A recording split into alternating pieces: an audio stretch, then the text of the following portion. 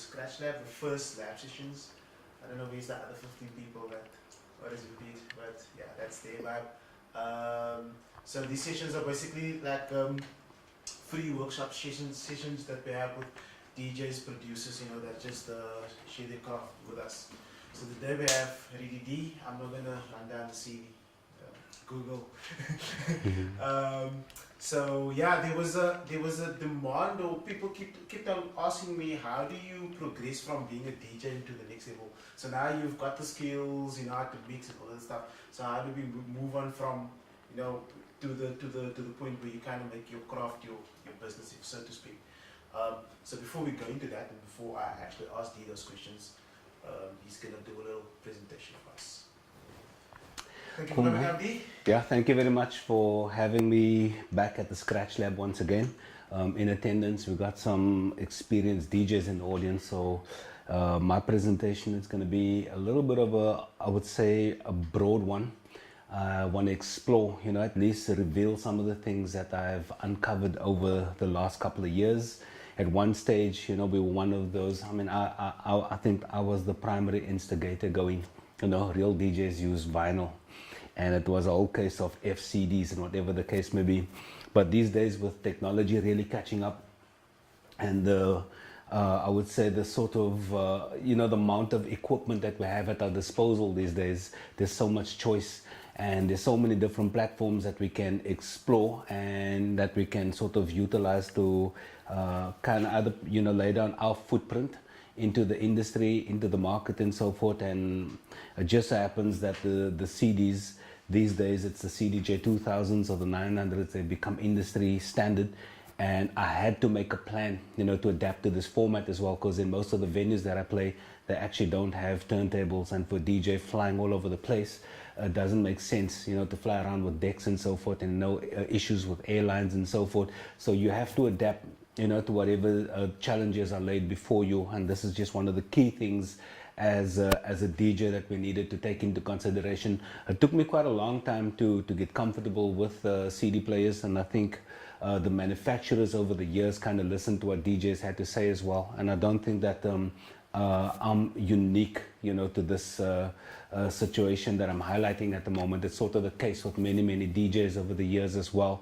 So I've been sitting and contemplating and trying to work out, how can I take what I do on vinyls and bring everything over to the CD players from a technical perspective, with mixing and all these things. That's okay, because the CDJ or the CD platform and the controller platforms are really powerful tools when it comes to mixing, and you can get your BPM readings coming up and so forth, and we can get software and firmware upgrades that will actually help you just to read and to assist you to get from point A to B a little bit more clearer. We got loop functions, we got all these cue functions, and I'm thinking, back in the day we actually had to use all markings, different type of markings on the vinyls, and these days, like in Serato and Scratch, the Scratch Live and the Tractor platform and all these other sort of software platforms, you are allowed, and you can actually put your own sort of markers in the tracks, and I thought I needed to do more with that. So we'll explore some of that in a short while. I think I'm going to kick off just by doing a little bit of a scratching session, just to indicate and to show you guys, I put a lot of emphasis on the sound textures. You can do exactly what you do on vinyl, on the CD platform or the digital platform, but there's something a little bit more deeper, to the trained ear, and you get a little bit, me personally, I get a little bit more satisfaction out of the vinyl, even if I'm doing the same thing. So when I'm doing certain projects, I'll use CD players, but if I really want that added texture, that little depth, that soul, that something, that you can't extract out of the CD players, I go into the vinyl, especially with recorded and produced projects that I get involved with. So I'm going to go through a range of the scratches, a little bit of technical stuff, some of the basic stuff, and then we'll take the same structure, and then we'll go over to the decks. I got a beat playing on the one side, and of course my scratches lined up on the other side, and we'll see what the outcome is. Here we go.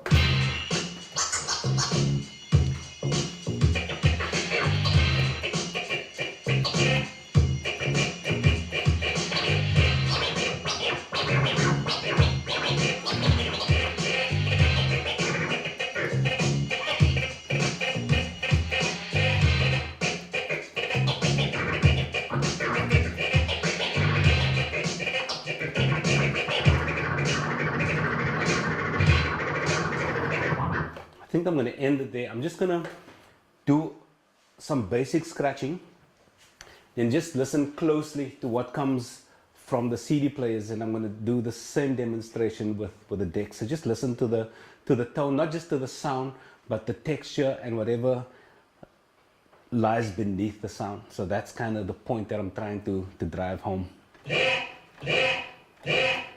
In essence, you can't really hear much.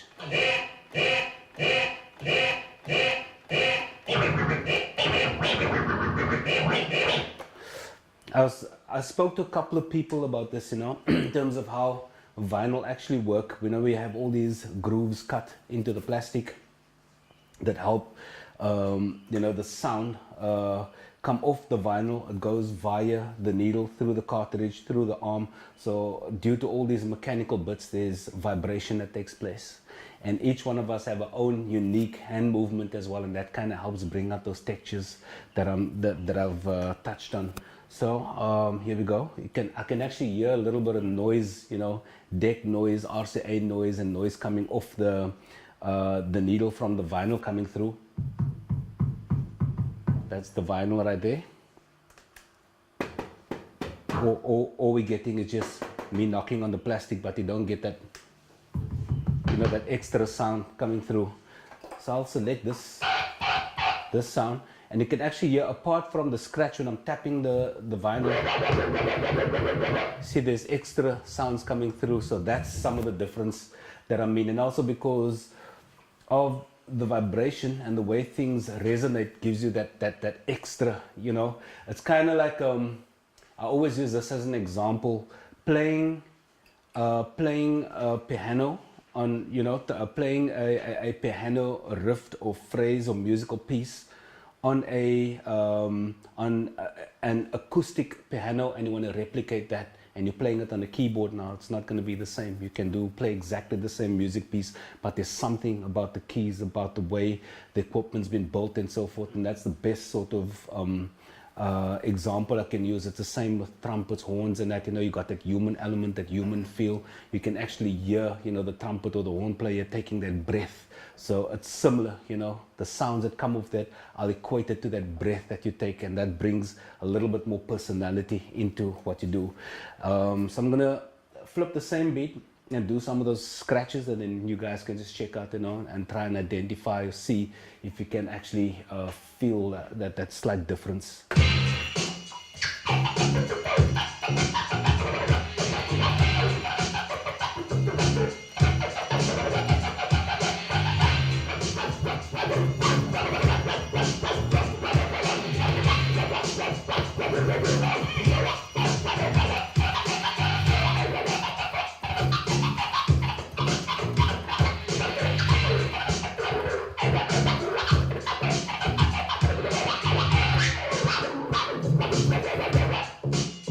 Now that's one technique you can't replicate on the CDJs. So it's practically turning, winding the deck down, or hitting the power switch. So that's what it is in essence.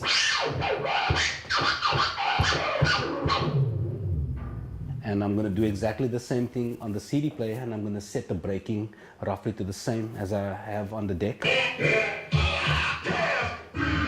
So it's winding down the same, but now to incorporate the scratch bit, see, it just cuts out. So those are some of the